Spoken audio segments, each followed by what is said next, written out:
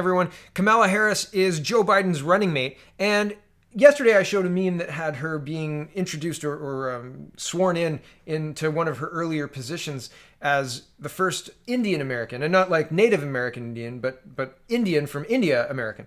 And her mom is Indian. Her name is Shamala. And Kamala's name is Kamala, right? And her dad was Jamaican. And apparently their family owned slaves, according to the interneting that I've seen. Like, people are kind of upset at this because, right, slavery and Black Lives Matter and blah, blah, it's a contradiction.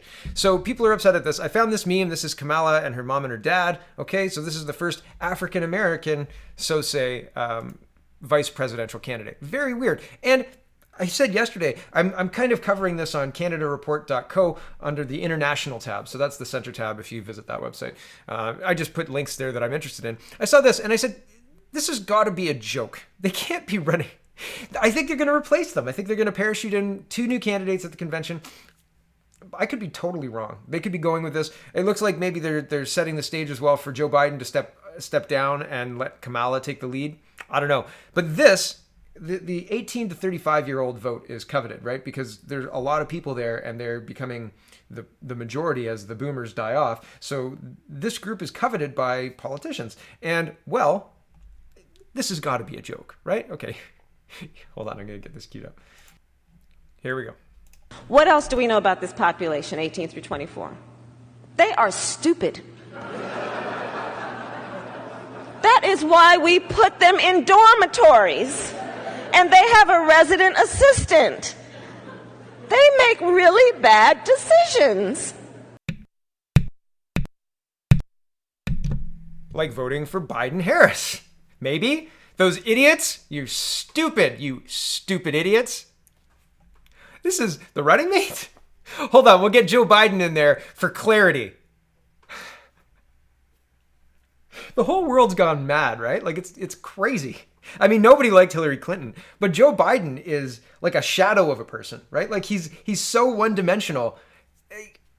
He might as well not even be there, and they're trying to make Kamala Harris into the go-getter here, and I don't think it's going to happen. She went after parents. She like prosecuted parents for truancy, and I worked in school boards. A lot of the parents who have truant kids are dealing with a lot of other issues. It's not parents who are like, don't worry about being late, it's fine. There are issues, right? Like, and mental health is a serious thing, but prosecuting those people. You know, let's take the poorest and the least able to defend themselves, and let's say that if you don't get your kids to school on time, we're going to prosecute you using the full weight of the law. It's crazy. She's a very interesting pick. Sarah Palin, where are you? I can see Russia from my house. Okay, into Canadian politics. Sorry, this is going to be a long show today, I think. What is it, 3 minutes? All right, well, that's fine. Okay, Candice Bergen went off on Trudeau and gives us the short list of Trudeau's scandals, and he didn't even bother to show up in the House yesterday. Yesterday was Mr. Scheer's last day. So Elizabeth Morris says, how despicable is Canadian PM Justin Trudeau not to show up in Parliament for what is likely Andrew Scheer's last day? For 4 summer sittings chosen and agreed to in May, Justin Trudeau without respect for others or common decency. And I heard somebody say there are old words to describe our Prime Minister, an oaf and a buffoon. And I thought, yeah, those are really good descriptive words of our Prime Minister these days. Okay, and her tweet was in response to, back in May, the Trudeau Liberal government announced the preference of 4 summer sittings of the House of Commons COVID committee on July 8th, 22nd, August 12th, and 26th. Many MPs and party leaders planned their schedules in order to participate on these days. The Prime Minister planned his to be away today. He's on vacation, right? He's in the West. He's hanging out with the Westons in the Westons property last I saw. And I mean, well, that's disrespectful to the leader of the opposition. That's his last day, regardless of whether you like Mr. Scheer or whether you like the opposition. Like, there's decorum in the House. You're supposed to do certain things. Justin Trudeau ignored that, and well, here's a short list of the reasons why we should be ignoring Justin Trudeau. Here's Candice Bergen. I'm not going to play the full minute 35. I might. We'll see. Here we go. 6 months into this pandemic, 6 years of government, and this Prime Minister will be remembered for a $343 billion deficit and setting the lowest bar ever for a Prime Minister's conduct in the history of this country. This Prime Minister inappropriately groped a woman. He wore blackface. He and his friends and family took a prepaid, lavish vacation to Billionaire Island. He interfered in an SNC criminal trial. He then fired his attorney general because she wouldn't go along with his cronyism. He has tried to give almost $1 billion to his friends at who not only, we now know, have been campaigning for him, meeting with tens of thousands of young people, trying to get them to vote Liberal. But we've also found out has given the Prime Minister's family and friends, family especially, hundreds of thousands of dollars. And now we found out that the husband of the Prime Minister's Chief of Staff got a nice $83 million contract from the Prime Minister. It really is with the Liberals about who you know, not what you know. This makes the Liberal sponsorship scandal look like child's play, actually. That's right. So can the Prime Minister tell us, oh, he's not here, sorry. Can somebody on the side tell us why the Prime Minister thinks the rules do not apply to him? Because nobody holds him accountable. That's why he thinks the rules don't apply to him, because nobody holds him accountable. This minority government is not holding him accountable. I said yesterday, if we want to bring down this government, having the Finance Committee investigate Trudeau for his misdeeds doesn't take us anywhere. We need the Conservatives to be negotiating with the Bloc and the NDP to bring this government down. Oh, guess what happened yesterday? Here it is. Mr. Blanchette says Trudeau, Morneau, and Telford must resign or trigger an election. Blanchette. Very, very interesting. And Ezra Levent makes the point the separatists are better patriots than the NDP. And what happened to the NDP? I mean, it seems like Jagmeet Singh is jumping whenever Trudeau says, and Jack Layton wouldn't have let this get this far. Like, he would have brought the government down, I think, probably 2 scandals ago. But, you know, Jack Layton's NDP are not Jagmeet's NDP. Do you think Charlie Angus would want a shot at that leadership? I think that he made a good showing in the recent investigations, and Jagmeet Singh is absent, right? Like, where is he? What's he doing? Tweeting? Anyway, here's Blanchette talking about the whole situation here. Here we go.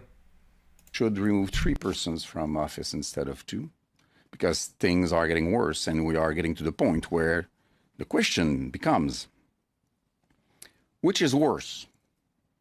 Keeping them and this government in place, or creating a temporary distortion in the management of the crisis in going into an election, which might replace them with people better suited for the job. We should remove 3 persons.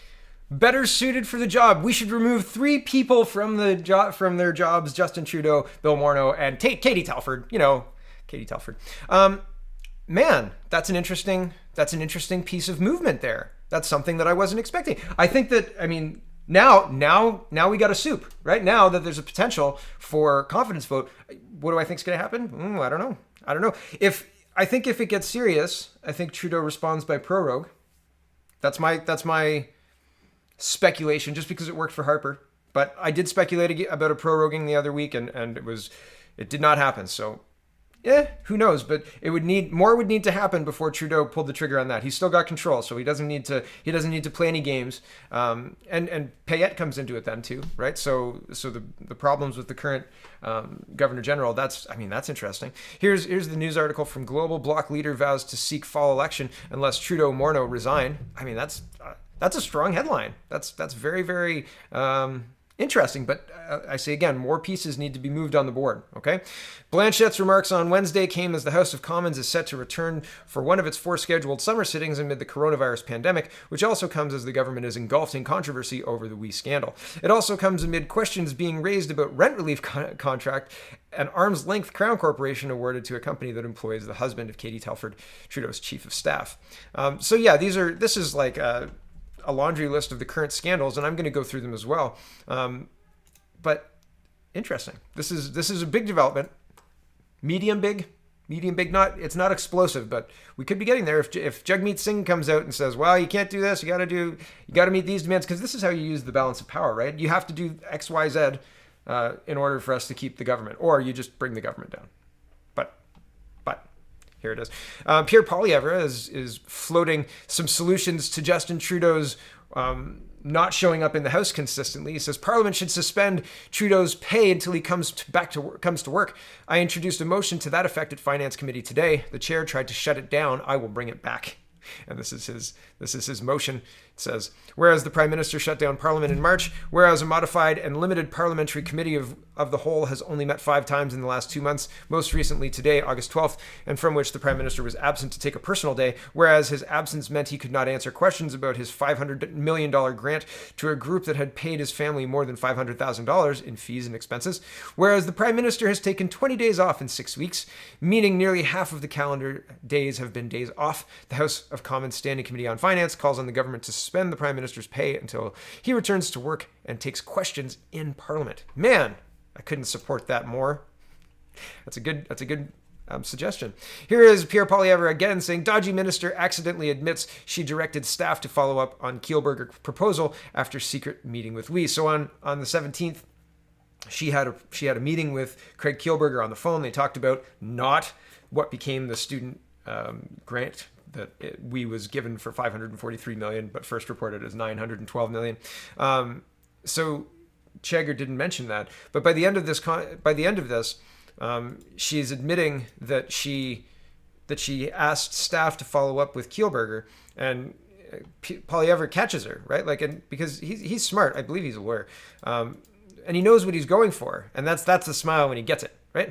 He's like, no, this is what you said. You said X, whereas before you said Y, right? You said that you didn't ask them to follow up, but here you said that you asked them to follow up. Maybe you're talking about a different project. So he knew what he was looking for. He got it. And well, it's very interesting. There's a different clip that I'm looking for to play. Hold on. This was the video I was thinking of. There's 2 distinct parts, and I think I fused them in my head. Anyway, it doesn't matter. It's where the chair of the president corrects her and says, yes or no, minister. And I was like, that's Pierre's line. Okay, here's the president saying that, yeah, yes or no, minister, yes or no. Here. I do understand that, but the question has been asked of you is quite simple. It is really a yes or no question, and so you need to respect the member who is asking you that question and answer accordingly. Thank you. Minister, yes or no?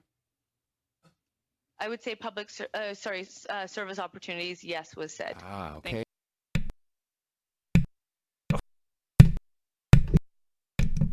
Sorry, my mic's not coming off of mute. Maybe I'm not hitting it right. Anyway, so as I said before, Mr. Poilievre gets what he wants, and he gets that smile on his face. And man, the whole exchange is interesting. I'm going to stop looking for it because it's just not there. Yesterday, I reported the whole exchange is interesting, and you should watch it. But fundamentally, Ms. Chagger is as slippery as Mark Mendocino and is very well practiced at not answering questions, right? Saying a lot, but not answering questions. The whole 4 minutes is basically trying to get her to confirm one thing. And as soon as she confirms it, which is what Mr. Poilievre wanted, then she not misspeaks, but she contradicts her earlier testimony, right? Very interesting. Yesterday, I talked about how I thought that we had paid back some of it and just some of it was outstanding. And I think I said $8 million, was outstanding. I have a basis for that now. So here's the National Post. It says, federal minister in charge of student volunteer grant program can't say how much of the $30 million paid to we has been reimbursed. Okay. So she says, quote, we can share that $30 million has been released to the organization through the contribution agreement. I was not aware of how much money has been returned, Bardish Chagger, Minister of Diversity, Inclusion and Youth, said Tuesday to House of Commons Ethics Committee members. And I scroll down. It says, We Charity is in the process of returning all of the funds. It has thus far returned $22 million of the $30 million which was received. We Charity has repeatedly communicated to ESDC the desire, that's Qualtro's ministry, the desire to return the remaining funds as soon as the government is able to accept the transfer. We Charity wrote in a statement. To this day, the government has not corroborated any part of that statement publicly. A government source speaking on background because they were not authorized to speak on this matter publicly confirmed the amount sent back by we, but explained there were complexities. So as far as I know, that's true. That's what we says, but the government hasn't said yes. That's what's happened. So there's at least $8 million outstanding, and maybe up to $30 million, depending on what those complexities are. I don't know what they are. Here's an interesting aspect of things. Food security is one of those things that is necessary. And if you have like an average grocery store has like a week of food, maybe, right? Like depending on the food you're looking for, a week of food. And if the trucking can't get through and the trade routes are blocked, which was part of the concern at the beginning with borders being closed, right, and having essential travel through, that's mostly food, and professional sports. But I guess they shut that down, didn't they? Anyway, it doesn't matter. They were worried about all that. So this is very concerning. The fact that the Liberals have given a bunch of money to we, but no money to the agri-food sector. And the idea that you can get loans to bridge this, it means you have to spend all of your money first and then start borrowing, and that the government will forgive some of those loans. It's a really kind of, it expects that you have a lot of operating budget on hand, right? And that's just not necessarily always true, especially in this current market. Anyway, here is John Barlow, and he says, Liberals have managed to give more money to their friends at we in 2 weeks than they have to the entire agri sector. So, food security is important, and here is Mr. Barlow discussing that. During this pandemic, she is telling Canadian farmers, empty accounts and money that you do not have, before she's willing to lift a finger. When is the Agriculture Minister going to start doing her job, develop a program specifically for Canadian farm families to help them through this pandemic and protect a vital pillar of our food supply chain? The Honourable Minister. And like most honorable Liberal ministers, they are very practiced at not answering questions. And they don't answer questions they don't like. They just give their talking points in long form, right? So it's just basically an opportunity to pontificate about their talking point and ignore the question, or give an answer that's along the line of the question, but it's more talking point than answer to the question. This is an interesting development. This is massive, says Terry Galvin. He says the scandal-plagued, and corruption-tainted Chinese state-owned Nuctech, doesn't matter, didn't just mysteriously win the federal government's security screening contracts. It wasn't even the lowest bidder, and Champagne's office doesn't want to talk about it. So remember earlier I talked about Project Sidewinder. Sidewinder buys Canadian companies, and from Chinese investments by Canadian companies to give their business the facade of Canadian ownership, and they get the data and they get all of that other stuff. And Chinese companies are beholden to the Chinese government. If the Chinese government spy agency wants to use your company, you can't say no. And that's a problem. So Project Sidewinder itemized the danger of this in 1997. They said they like to get trigger companies, not trigger companies. Hold on, there's a specific word. Companies in important areas of the economy, like fishing, like security cameras, like tech security, internet or whatever security, all of those really sensitive data, all of that really sensitive data, like a video feed, would belong ultimately to the Chinese spy company, right? The government spy agency. Because if a Chinese company owns it and your Chinese boss calls you up and says, I need all of the data from the last 3 weeks, can you send it in a zip drive or whatever, zipped up file in the Dropbox, put it in there. And then all that data is gone. Data like the embassies around the world, the Canadian embassies around the world. And it wasn't even the lowest bidder? That seems crazy. That seems wild, doesn't it? How did the Chinese company win that contract over a Calgary company that bid lower? What's the motivation there? I don't know. It's very interesting. Remember Marwan Tabera and the Guelph Police's ignoring the rules of the House of Commons that says you have to notify the Speaker of the House if a sitting MP gets arrested. It's very interesting. Guelph Police admit error with media officers about MP Tabera's arrest. I'm not going to read this. Essentially, they admit that the media officer knew about the arrest on April 10th, which is the day after the arrest, and the media officer was replaced at the beginning of June. And so in June 10th, the June 5th media officer, right? The media officer was recently replaced and didn't know. So this is their excuse for getting that wrong. It's a pretty weak excuse. And why wouldn't they follow the protocol for the House of Commons? They're also saying that, here, I'll read the last part. It says, the service said it was discovered after June 10th release that the media officer had been made aware of the arrest by the arresting officer. However, it would not have impacted the manner in which this incident was dealt with by the media officer at the time. That's because the service generally does not release details, including identifying victims or suspects in domestic cases. So because it was a domestic case, they didn't make it public. I say again, why didn't they contact the Speaker of the House? That was their responsibility. That's a standing order. So it's very, very suspect, in my opinion. I don't believe this excuse. I think it's a poor excuse, and I think that the police should be held accountable for this poor excuse. You shouldn't be protecting any politicians, none of them. And because they're running the country. I mean, we should be aware, we as their employers should be aware of their arrest, or if not the general public, then at least the Speaker of the House and the Liberal Party. And the Liberal Party claimed they weren't aware until the media notified them, which is, again, not believable. If a sitting MP was arrested under Stephen Harper, he would have known. So, not believable. Not believable. The infrastructure was in place to make that happen a few years ago. Why not now? Right? Why not now? Why would that not be an important thing for the Prime Minister to know? Right? That doesn't hold water for me. Sorry. Okay, Laurie Goldstein says, now that's transparency. Conservative Party has set up a website to open to anyone who wants to watch party officials handle incoming ballots for their leadership race. Amazing. Amazing. Here's the counting room. I guess you can live stream it right now if you want to. Ooh, nobody's doing anything.